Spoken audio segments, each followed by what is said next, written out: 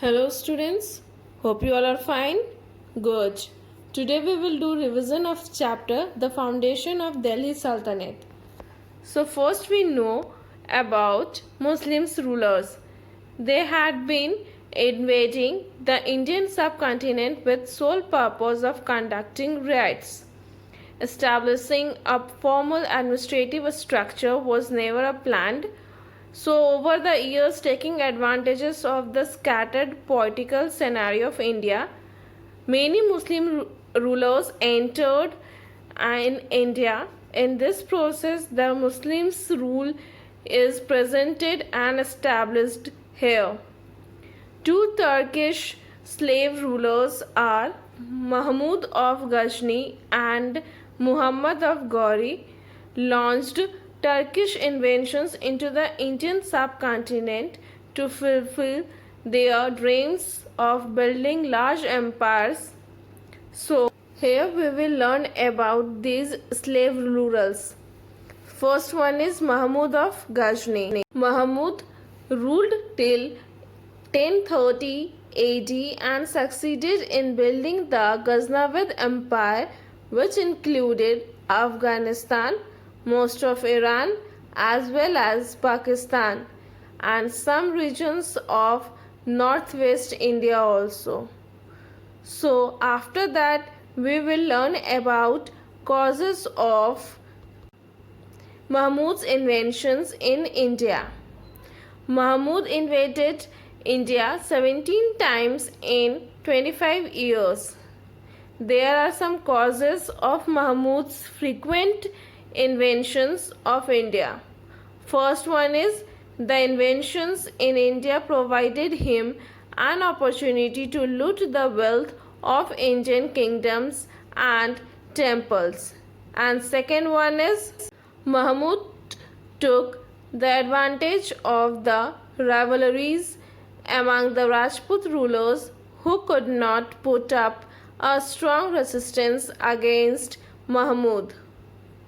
Then our next topic is Mahmud's inventions. First inventions was battle against Jaipal. Mahmud's invention of India started in 1001 AD with the first campaign against Jaipal. Jaipal belongs to Hindu Shahi dynasty and he was the ruler of Punjab.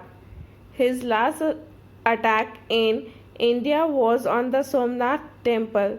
Mahmud defeated Jaipal and took him as a prisoner in a battle near Peshawar. Later on, Jaipal was released but forced to pay tribute to Mahmud. So, Jaipal could not bear this insult. He gave the reins to his kingdom to his son Anandapal and committed suicide by burning himself. Next battle was against Anandapal. After the victory over Jaipal, Mahmud continued his invasion into India. To challenge Mahmud, Anandapal formed an alliance with the Rajput rulers of Gwalior, Kalinjar, Ajmer, and Delhi. But the combined Rajput forces could not defeat Mahmud. A victorious Mahmud made further inroads into northern and western parts of India. So next invention was attack on Somnath temple. Mahmud plundered this temple in 1026 AD. His attack on the Somnath temple is believed to be the most ruthless. Mahmud carried away about 6.5 tons of gold from the Somnath temple along with its intricately carved sandalwood doors. Then decline of the Ghaznavid Empire started. Mahmud died in 1030 AD. His successors ruled for over 150 years. After that, they did not prove to be excellent military commanders like Mahmud.